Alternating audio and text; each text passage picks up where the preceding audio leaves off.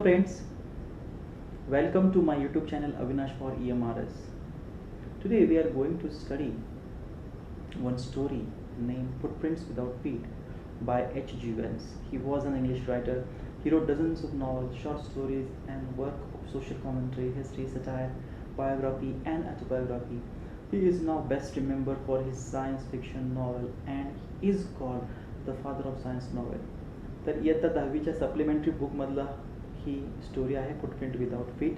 H.G. Wells यांनी लिहिलेली ही स्टोरी आहे. इंग्लिश रायटर आहेत. त्याच्यामध्ये कादंबरी लिहितात, कथा लिहितात, आत्मकथा लिहितात आणि त्यांच्या ज्या काही महत्त्वाच्या कादंबऱ्या आहेत त्या सायन्समध्ये खूप प्रसिद्ध आहेत आणि म्हणून त्यांना फादर ऑफ सायन्स नॉवेल असं संबोधलं जातं. Can a man become invisible? This is the story of a scientist who discover how to make himself invisible. Does he use और misuse his discovery.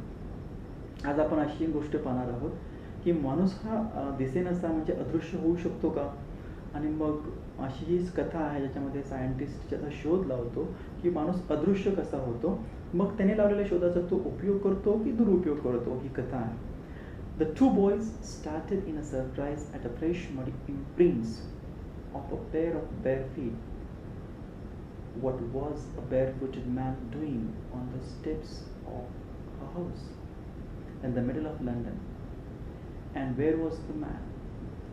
As they gazed, a remarkable sight met their eyes. A fresh footmark appeared from nowhere. Further footprints followed, one after another, descending the steps and progressing down the street. The boys followed, fascinated, until the muddy impression became fainter and fainter, at last disappeared altogether. तर दोन मुलं याच्यामध्ये सुरुवातीला कथेच्या सुरुवातीला सांगितलेले आहेत जे अतिशय आश्चर्यचकित होतात, कारण त्यांना पायाचे ठसे दिसतात जे चिखलाने भरलेले आहेत आणि त्या ठस्यांचं ते पाठलाग करतायत. त्यांनी चप्पल वगैरे काय घातले नाही. माणसाच्या पायाचे जसेच्या जसे चिखलाने भरलेले छाप ते घराच्या ज्या पायऱ्या आहेत त्याच्यामध्ये पडलेल्या आहेत. लंडनमधल्या मध्यवर्ती हे हा एरिया सर्वजण आहे. हा माणूस इथे मध्यवर्ती काय करत आहे, मग ही मुलं त्याचे पाठलाग करतात आणि त्या स्टेपच्या पाठीमागं त्याच्या पायाच्या जे ठसे आहेत त्याच्या मागे पाठीमागे जातात. परंतु ते ठसे जे आहेत चिखलाने भरलेले हळूहळू हळूहळू हळू कमी कमी कमी होऊन ते पूर्णतः निघून ठसे आता गेलेले आहेत. The explanation of the mystery was really simple enough. The bewildered boys had been following a scientist who had just discovered how to make human body transplant. आणि मग हे जे रहस्य आहे हे आपल्याला असं सांगतंय की दोन मुलं हे का आश्चर्यचकित झालेले आहेत, कारण एका सायंटिस्टने शोध लावलेला आहे जो माणसाचं जे शरीर आहे ते अदृश्य करतो. Griffin the scientist had carried out experiment to prove that the human body could become invisible. Finally he swallowed certain red drugs and his body became as transparent as a sheet of glass, though it was remained as solid as glass. मग हा जो central character जे आहे या स्टोरीमधली प्रमुख भूमिका Griffin हा जो आहे याने प्रयोग केलेले आहेत. काही ड्रग्स म्हणजे औषधं घेतलेले आहेत आणि त्याचे स्वतःचं जे शरीर आहे ते ट्रान्सपरंट केलेलं आहे. जसं आपण ग्लासकडे काढल्यानंतर आपल्याला आरपार दिसतं तशा पद्धतीने मनुष्यसुद्धा अदृश्य दिसेल अशा स्वरूपाच्या गोळ्या खाऊन स्वतः त्याने शोध लावलेला आहे. Brilliant scientist though he was, Griffin was a rather lawless person. His landlord disliked him and tried to eject him. In revenge, Griffin set a fire to the house. To get away without being seen, he had to remove his clothes. Thus, it was that he became a homeless wanderer, without clothes, without money, and quite invisible until he happened to step in some mud and left footprint as he walked. आणि मग हा जो scientist आहे एका घरामध्ये भाड्याने राहत असतो आणि त्याचे जे मालक असतात त्या मालकांना तो सायंटिस्ट मात्र बिलकुल आवडत नसतो आणि म्हणून ते ठरवतात की आपण आता ह्याला बाहेर काढून देऊया. आणि म्हणून त्याला त्याचा राग येतो आणि तो त्यांचं जे काही घर आहे तो त्याला आग लावून देतो आणि बाहेर निघून जातो. त्याच्या पाठलाग करतात. तो संपूर्ण कपडे काढतो आणि आता तो बाहेर आलेला आहे. त्याच्याकडे काही पैसे नाही आहेत, कपडे नाही आहेत, कारण कपडे काढल्यानंतर तो आता कोणाला दिसणार नाही आहे. आणि मात्र पायाचे जे त्याच्या पायाला चिखल लागलेला आहे त्याचे ठसे मात्र जसं चालतोय तसं ते उमटत आहेत. He escaped easily enough from the boys who followed his footprints in London. But his adventures were by no means over. He had chosen a bad time of the year to wander about London without clothes. It was midwinter, the air was bitterly cold, and he could not do without clothes. Instead of walking about street, he decided to slip into big London store for one. आणि मग ते मुलं पाठलाग करतात, परंतु हळूहळू जसं जसं चिखल निघून जातो तसं तसं ते पायाचे ठसे हे अस्पष्ट होत जातात. परंतु हे जे काय ॲडव्हेंचर आहे हे आता इथं थांबत नाही आहे. आणि उघडा झाल्यानंतर ते आता मिड विंटर चालू आहे, थंडीचं खूप त्याला थंडी लागते आणि मग तो आता थोडंसं गरम होण्यासाठी एका स्टोअरमध्ये जातो. Closing time arrived and as soon as the door was shut, Griffin was able to give himself the pleasure of clothing and fitting himself without regard to expense.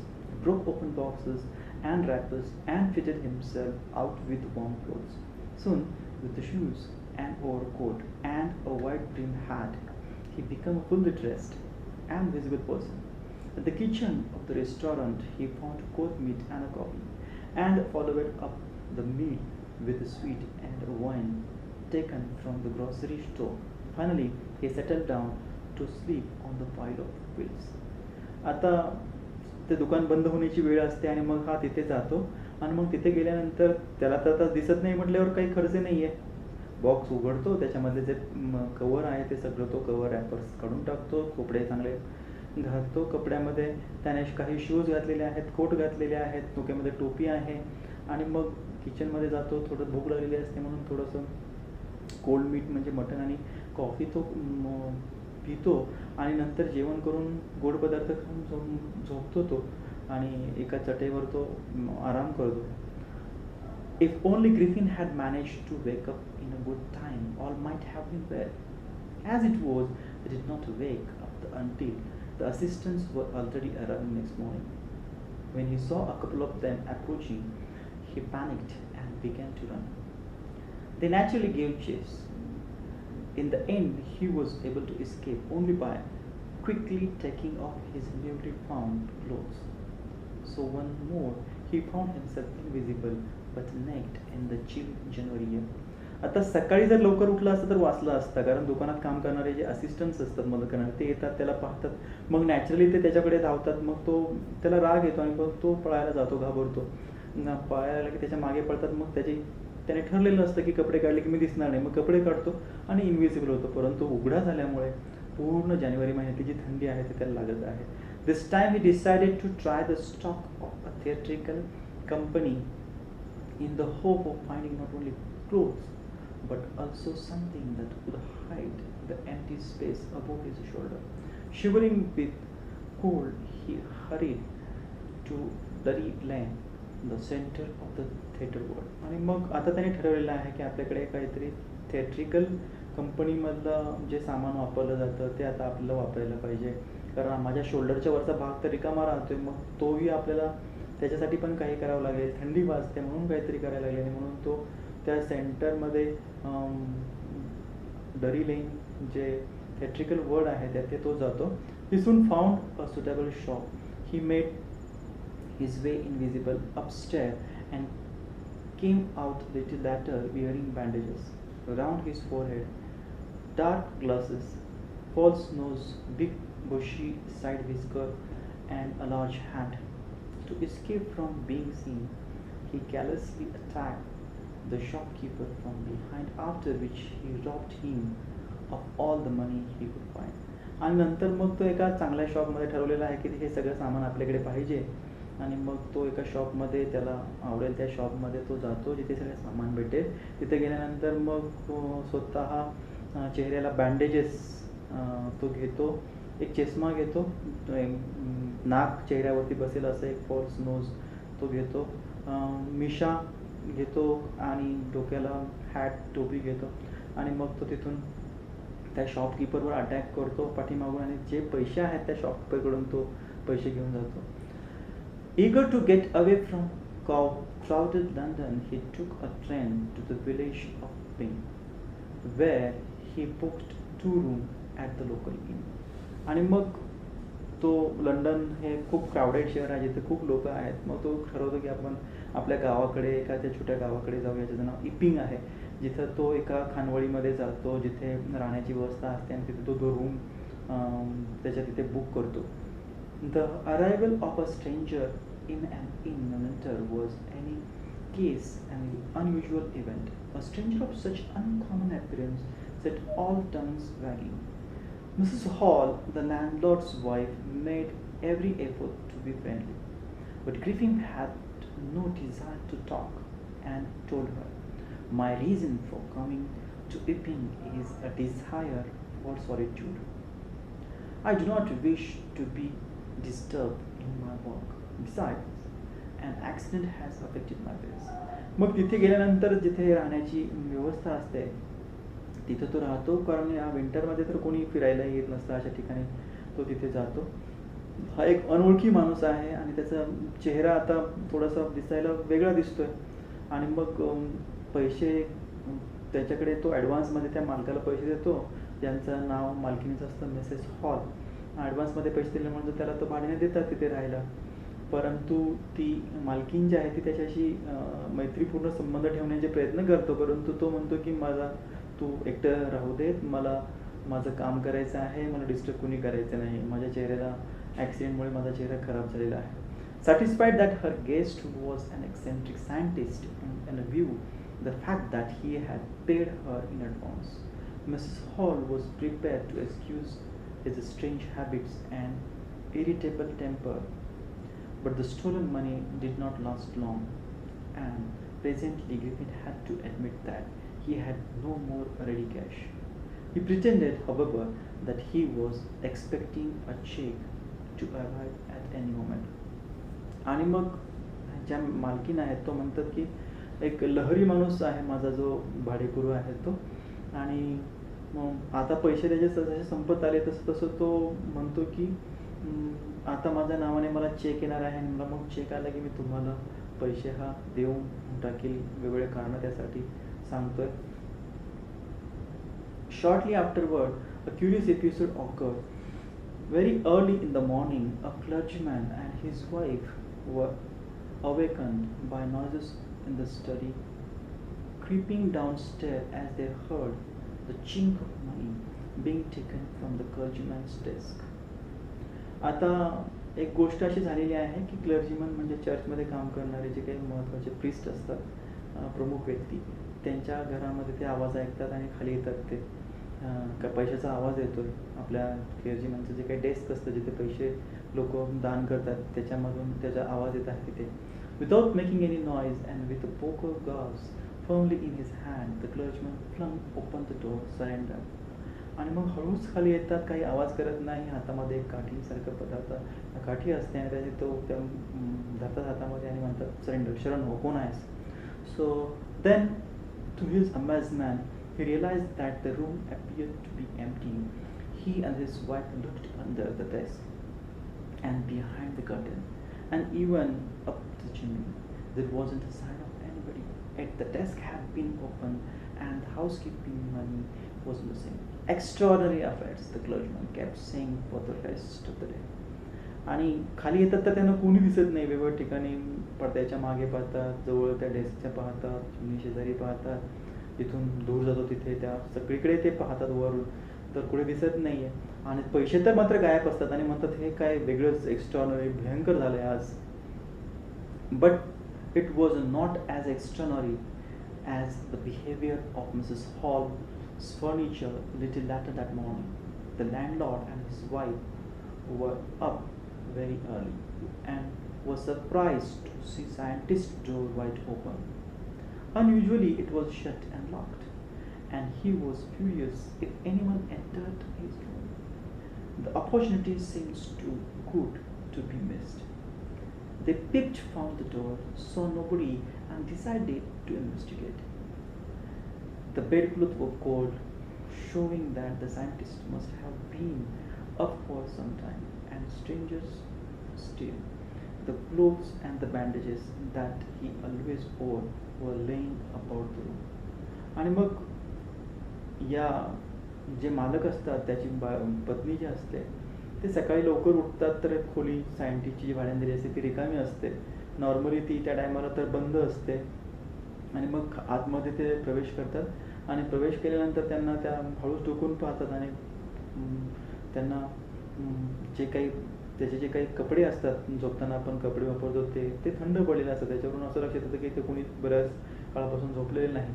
आणि मग तिथं त्यांना खाली त्या सायंटिस्टचे कपडे दिसतात, त्याचे बँडेजेस दिसतात जे तो वापरायचा. All of a sudden, Mrs. Hall heard a sneak close to her ear. A moment later, the hat on the bedpost leapt up and dashed itself into her face. Then the bedroom chair became alive. आणि मग आता मात्र असा झालेला आहे की Mrs hall जिथं आहे तिथे त्यांच्या कानापाशी एक श्वास घेतल्यासारखा आवाज त्यांना येतोय. आणि मग त्यांना असं जाणीव होती की हॅट जी आहे ती अचानक वर जाते आणि नंतर त्यांच्या चेहऱ्याकडे येते. खुर्च्या इकडे तिकडे हलू लागतात. अशा स्वरूपाची रूममध्ये अवस्था आलेली आहे. Springing into the air it charged straight at her legs foremost as she and her husband turned away in the terror. The extraordinary chair pushed them both out of the room and then appeared the slam and locked the door after them. आणि मग संपूर्ण जे काही त्या chairs आहेत त्या इकडे तिकडे त्या हलायला लागलेल्या आहेत त्यांना ते बाहेर ढकलत आहेत आणि मग दरवाजा त्या ऑटोमॅटिकली अचानक बंद होतो. Mrs hall almost fail down the stair of hysterics. She was convinced that the room was haunted by spirits and that the stranger had somehow caused this entered into her furniture. आणि मग Mrs हॉलला आता मात्र विश्वास बसलेला आहे. खूप चक्कर येऊन त्या खाली पडलेल्या आहेत आणि ते आता स्वतः म्हणतात की आमच्या खोलीमध्ये खोली ही आत्म्यांनी झपाटलेली आहे असं. आणि फर्निचरमध्ये मात्र ह्या सगळ्या स्पिरिट्स हे गेलेल्या आहेत. My poor mother used to sit in that chair, she moaned, to think it should rise up against me now. आणि ही जी फर्निचर आहे, ज्याच्या खुर्च्या आहे, त्याच्यावर माझी आई बसायची. The feeling among the neighbor was that the trouble was caused by witchcraft. But witchcraft or not, when news of a burglary at the clergyman's home became known, the strange scientist was strongly suspected of having had a hand in it. Suspicions grew even stronger when he suddenly produced some ready cash, though he had admitted not long before that he had no money. आणि मग जे शेजारी पाजारी लोक असतात ते म्हणतात इथे काहीतरी जादूटोना वगैरे झालेला आहे. आणि परंतु ज्या क्लेअर्जीमॅनचे जिथे चोरी झालेली असते तिथे पण सायंटिस्ट त्यामुळे शंका वाढते. कारण आता सायंटिस्टकडे येतं, आता काही दिवसापूर्वी पैसे नव्हते आणि आता मात्र पैसे आहेत. मग संशय वाढतो की चोरी पण झालेली आहे आणि आता याच्याकडे अचानक पैसे ह्या सायंटिस्टकडे कसे आलेले आहेत. The village constable was secretly sent for. Instead of waiting for the constable, Mrs. Hall went to the scientist, who had somehow mysteriously appeared from the empty bedroom.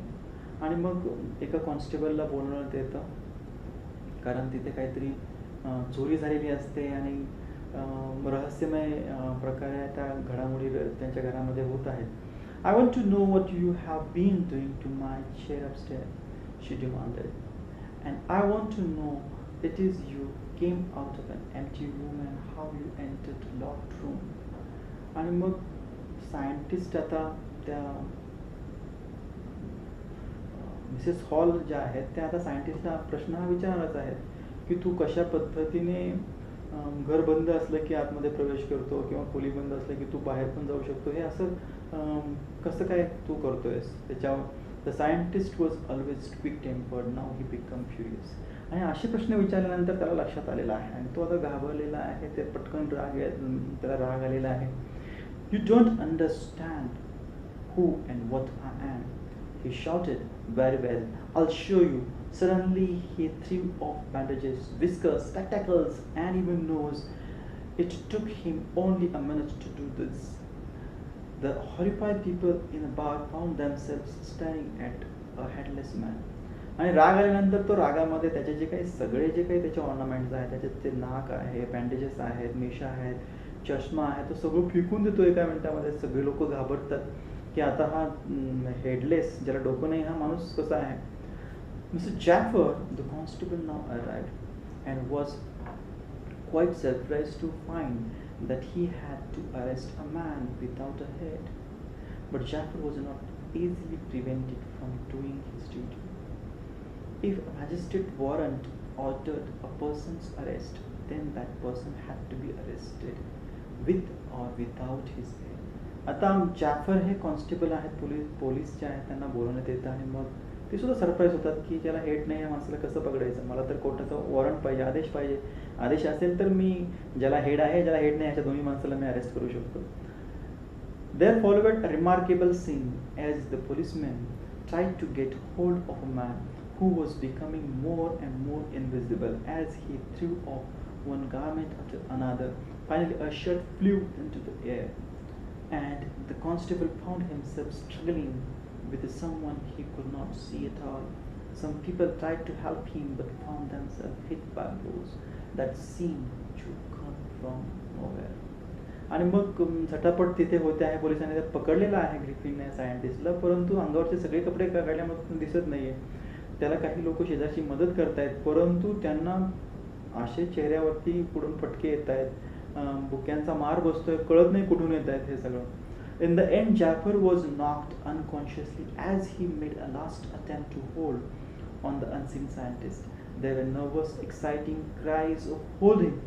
but this was easier said than done. Griffin had shaken himself free. No one knew where to lay hand on him. आणि अशा प्रकारे सगळेजण ओरडतात, पकडून ठेवा त्याला, पकडून ठेवा. परंतु ग्रिफिन जो आहे तो पूर्ण झटकतो आणि आता कुठे तो आहे तो तिथून निघून गेलेला आहे. सगळेजण ओरडत आहेत फक्त पकडा पकडा पकडा. अशाची ही स्टोरी आज आपण इथे पाहिली. Thank you very much for watching this video.